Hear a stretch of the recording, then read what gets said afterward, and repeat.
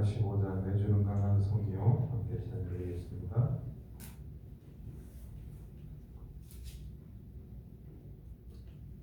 내주는 강한 성경 585장입니다.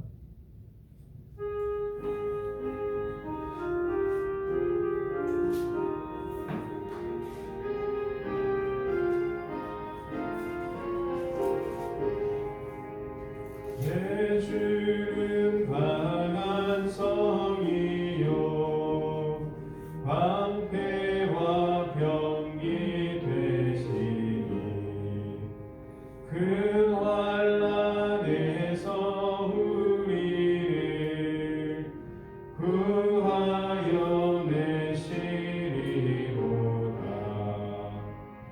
옛 원수 마귀는 이때도 힘을 써 모략과 권세로 무기를 삼으니 전하에 누가 당하냐. 내 힘만 의지할 때는 패할 수밖에 없도다. 힘 있는 장수 나와서 날 대신하여 싸우네. 이 장수 누군가? 주 예수 그리스도 만군의 주로다. 당할 자 누구랴? 반드시 이기리로다. 이 땅에 마귀 들끓어 우리를 삼키려 하나. 겁내지 말고 섰거라. 진리로 이기리로다. 친척과 재물과 명예와 생명을 다 빼앗긴데도 진리는 살아서 그 나라 영원하리라.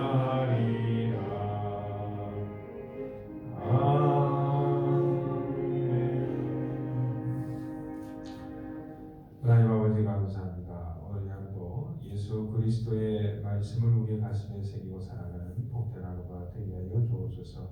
예수님이 누구이신 줄 우리가 잘 알게 하여 주시고 바르게 하나님의 말씀을 따라서 오늘 하루도 하나님께 내어드리기에 힘쓰는 그러한 복된 하루가 되게 하여 주옵소서. 주께서 우리를 위하여서 하신 일들을 잘 생각하며 하나님께서 우리에게 원하시는 바, 계획하시는 바, 뜻하시는 바가 온전히 우리의 말과 행동과 마음의 길들을 통하여서 이루어지는 그러한 하루가 되게 하여 주옵소서. 우리를 원하신 예수 이름으로 기도합나이다. 아멘. 누가복음 7장 18절에서부터 35절까지 말씀입니다. 누가복음 7장 18절에서부터 35절까지 말씀입니다. 요한의 제자들이 이 모든 일을 그에게 알리니 요한이 그 제자 중 둘을 불러 주께 보내어 이르되 오실 그이가 당신이오니까 우리가 다른 일을 기다리오니까 하라 하매 그들이 예수께 나아가 이르되 세례 요한이 우리를 보내어 당신께 여쭤보라고 하기를 오실 그이가 당신이오니까 우리가 다른 일을 기다리오니까 하더이다 하니 마침 그때 예수께서 질병과 고통과 및 악귀 들린 자를 많이 고치시며 또 많은 맹인을 보게 하시니라. 예수께서 대답하여 이르시되 너희가 가서 보고 들은 것을 요한에게 아니되 맹인이 보며 못 걷는 사람이 걸으며 나병 환자가 깨끗함을 받으며 기먹은 사람이 들으며 죽은 자가 살아나며 가난한 자에게 복음이 전파된다 하라. 누구든지 나로 말미암아 식족하지 아니하는 자는 복이 있도다 하시니라. 요한이 보낸 자가 떠난 후에 예수께서 우리에게 요한에 대하여 말씀하시되 너희가 무엇을 보려고 광야에 나갔더냐? 바람에 흔들리는 갈대냐? 그러면 너희가 무엇을 보려고 나갔더냐? 누런 옷 입은 사람이냐? 보라 화려한 옷을 입고 사치하게 지내는 자는 왕국에 있느니라. 그러면 너희가 무엇을 보려고 나갔더냐? 선지자냐? 옳다. 내가 너희에게 이르노니 선지자보다도 훌륭한 자니라. 기록된 바 보라 내가 내 사자를 내 앞에 보내노니 그가 내 앞에서 내 길을 준비하리라 한 것이 이 사람에 대한 말씀이라. 내가 너희에게 말하노니 여자가 낳은 자 중에 요한보다 큰 자가 없도다. 그러나 하나님의 나라에서는 극히 작은 자라도 그보다 크니라 하시니 모든 백성과 세리들은 이미 요한의 세례를 받은지라. 이 말씀을 듣고 하나님을 의롭다 하되 바리새인과 율법 교사들은 그의 세례를 받지 아니하므로 그를 자신을 위한 하나님의 뜻을 저버리니라. 또 이르시되 이 세대의 사람을 무엇으로 비유할까? 무엇과 같은가? 비유하건대 아이들이 장터에 앉아 서로 불러 이르되 우리가 너희를 향하여 피리를 불어도 너희가 춤추지 않고 우리가 곡하여도 너희가 울지 아니하였다 함과 같도다. 세례 요한이 와서 떡도 먹지 아니하며 포도주도 마시지 아니하매 너희 말이 귀신이 들렸다 하더니 인자는 와서 먹고 마시매 너희 말이 보라 먹기를 당하고 포도주를 즐기는 사람이요 세리와 죄인의 친구로다 하니 지혜는 자기의 모든 자녀로 인하여 옳다함을 얻느니라. 아멘. 세례 요한이 묻습니다. 오실 그이가 당신입니까? 다른 일을 기다려야 되나요? 메시아에 대해서 세례 요한이 궁금해서 다시 한번 제자들을 보내서 감옥에서 다른 메시아를 기다려야 되느냐라고 묻고 있는 것이죠. 두 번이나 한번 반복되고 있죠. 19절과 20절에. 그래서 예수님의 답변이 바로 그겁니다. 22절에 보시면 그것도 예수님의 답변도 기사를 통해서는 두 번이나 또 반복되고 있죠. 21절에 보면 질병, 고통, 악기를 다 맹인들을 포기하고 22절에 예수님이 직접 말씀하시기를 맹인이 보고 못 보는 사람이 걸으며 나병 환자가 깨끗함을 받고 기먹은 사람이 듣고 죽은 자가 살아나고 가난한 자에게 복음이 전파된다. 간단하게 그냥 나 메시아야라고 하시면 될 일을 갖다가 이렇게 복잡하게 설명을 하고 계시죠. 왜 그럴까요? 누가복음 우리가 4장 16절에 가면 예수님이 나사렛에서 평소에 하시던 대로 안식일에 이사야의 말씀을 펴서 어떤 말씀을 읽으시죠. 바로 이 본문이 적혀 있는 그 말씀이죠. 주의 성령이 내게 임하셨으니 가난한 자에게, 포로된 자에게, 눈먼 자에게, 눌린 자에게 주님의 하나님의 은혜의 해를 선포하려 함이라 라고 선포를 이사야의 말씀을 읽고서 이 말씀이 바로 오늘 너희의 귀에 하나님의 말씀이 이루어졌다, 성취되었다, 내가 메시아다라고 선포를 하시죠. 바로 그렇게 예수님께서 자기 자신에 대해서 명백하게 말씀을 하시는데 세례 요한은 궁금했던 것이죠. 우리 월간구신 생명나무에 오른쪽에 설명해 보듯이 심판의 메시아가 아니라 고난의 메시아다라고 그렇게 설명이 되는 것처럼 메시아에 대해서 잘못 알고 있는 또 기대가 확신하지 않은 그러한 부분을 예수님께서 정확하게 가르쳐 주신 것이죠.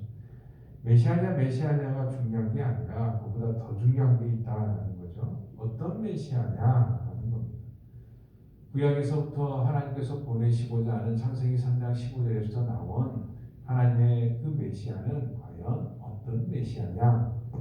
바로 그것이 유대인들과 그 당시의 바리새인과 서기관들과 제사장들과 달랐던 부분이죠. 예수께서 말씀하시는 메시아는 고난의 메시아다라는 거죠. 그것이 오늘 우리에게 어떤 의미를 주느냐? 그것은 27절에 가면 26절의 끝부분에 선지자보다도 훌륭한 자, 세례 요한에 설명하고 계신 분이죠. 선지자보다도 훌륭한 자가 있습니까? 없습니다. 없어요.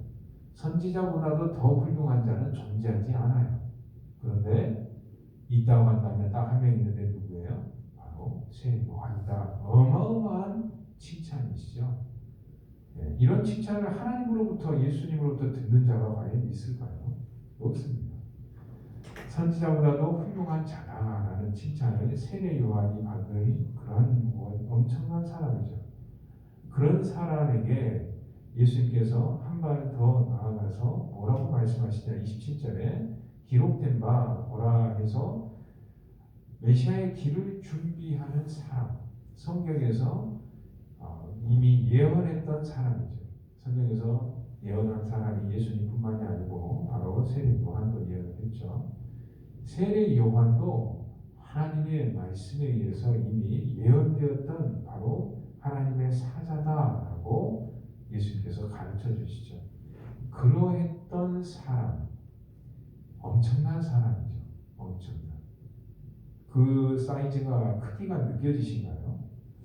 그런데 예수님께서 정작 하고 싶은 이야기는 그 28절에 있습니다. 내가 너에게 말하보니 세례 요한보다도 더 위대한 사람들이 있는데 그게 누구냐? 오늘 이 시간에 새벽에 예수 그리스도 이름을 의지하여 기도하러 나온 너희다라는 거예요. 예수님께서 우리를 어떻게 생각하고 계신지 느껴지신가요? 성경에서 예언된 위대한 세례 요한보다도 훨씬 비교할 수도 없이 위대한 사람이 바로 예수를 믿는 나다라는 거예요. 예수님께서는 나를 그렇게 바라보고 계시는데 나는 나를 그렇게 바라보고 있나? 왜 그렇습니까? 바로 전에 말씀드린 메시아가 다르기 때문에 그렇죠. 예수님께서 이 땅 가운데 오신 메시아는 고난의 메시아로 이 땅 가운데 오셨습니다. 죄인들과 세리의 메시아로 이 땅 가운데 오신 것이죠.